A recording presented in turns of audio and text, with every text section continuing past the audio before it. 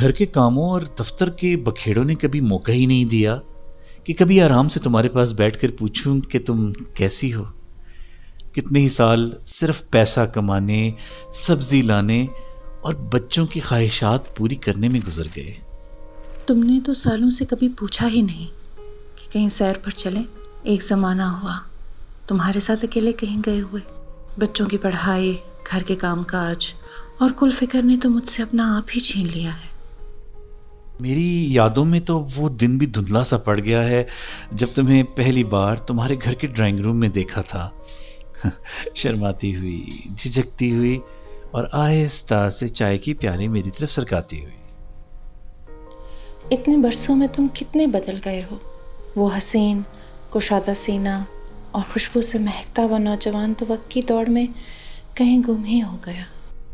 बूढ़े हो गए हो, अब बिल्कुल अंकल लगते हो। हम कितना लड़ते थे छोटी छोटी बात पर, अब तो किसी बात पर तकरार भी नहीं होती।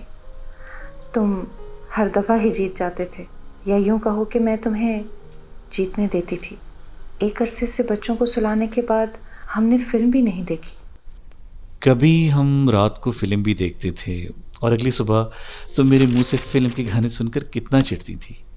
याद है तुम्हें वो खट्टी चाट कितनी अच्छी लगती थी जो मैं अक्सर दफ्तर से वापसी पर लेकर आता था।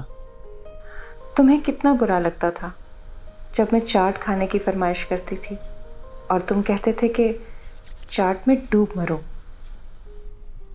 तुम फूलों के गजरे पहनकर कितनी अच्छी लगती थी, बिल्कुल जैसे मेरे ख्वाबों की हीरोइन।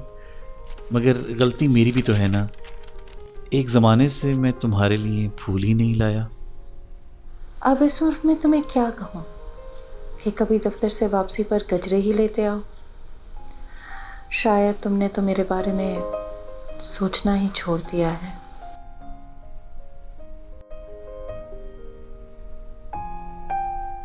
सुनो